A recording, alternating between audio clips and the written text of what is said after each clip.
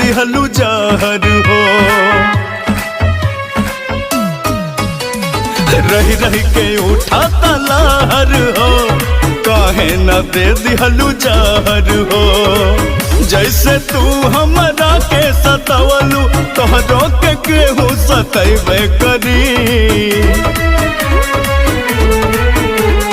दिलहा करे जाए सिताना तुरले बड़ू ता दुखैबे करी।